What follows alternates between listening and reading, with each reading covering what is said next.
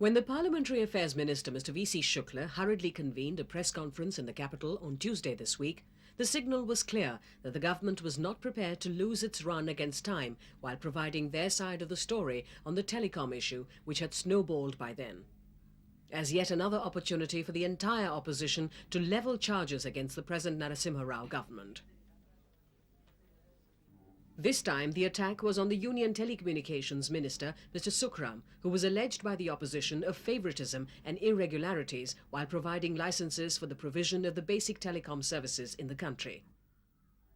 But an emotional Shukla denied all these allegations, stating that he was never given an opportunity to clarify his stand, and he had now come to the press to voice his feelings. If I am not given an opportunity to explain my position in the parliament, then now I thought it that I should now approach the people of this country through you, so that my position is clear. When the ongoing winter session of Parliament began a few weeks ago, there were not many who thought that this was the issue which would create such an uproar in Parliament. But what followed was unprecedented, as both the Rajya Sabha and the Lok Sabha witnessed a series of adjournments in the wake of the opposition's persistent demand for an explanation by the minister on the issue. Later, a series of meetings was also held between the leaders of the opposition and representatives of the ruling party, enabling them to look at all possible details of the telecom bids so as to get the Parliament back on its normal course. But in spite of these efforts made by the senior members of the government, almost the entire opposition maintained there was not much left to be discussed in retrospect, and the need of the hour was to have a joint parliamentary committee to probe into the matter. Refuting the demand for a JPC made by the opposition, the Parliamentary Affairs Minister, Mr. V.C. Shukla, stated that first the matter will have to be discussed in both the houses, and later, if the need arose, there would be a JPC constituted to look into the issue. Whether there should be a committee or there should not be a committee, this has to be decided by Lok Sabha and Rajya Sabha. Minister for Parliamentary Affairs or government cannot decide this, nor can the opposition decide it. They have to come to the House. They have to come and discuss the whole thing. And then on the merits and demerits, the decision will have to be taken whether there would be a committee or not.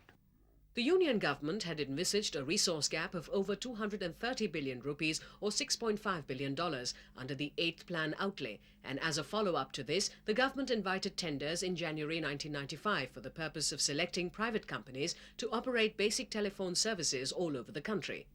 16 bidder companies applied for the tenders, including national and international telecom giants. Himachal Futuristic Communications Ltd, HFCL, was the focus of attention as it escalated the bidding figure to a staggering 850 billion rupees or $24 billion, leaving behind all its competitors. This drew the attention of many to this relatively small company, which they claimed would not be in a position to fulfill its commitment. Further, it was alleged that the consortium backing it had a dubious track record. After the HFCL had captured 9 circles in the bidding and the tender documents were opened, the Department of Telecommunications decided to introduce capping so as to restrain the monopoly of any company in the overall process.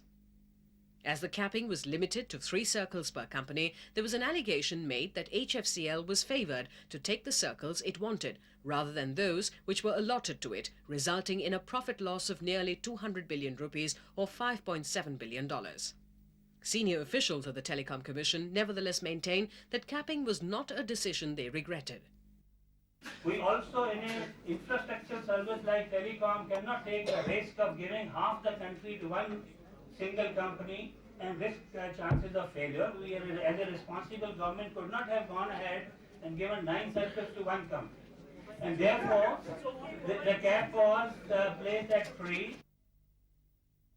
In the final analysis, with the opposition pressing further for a JPC to be set up and a stalemate continuing in both the houses on the issue, working in the Parliament has come to a virtual standstill.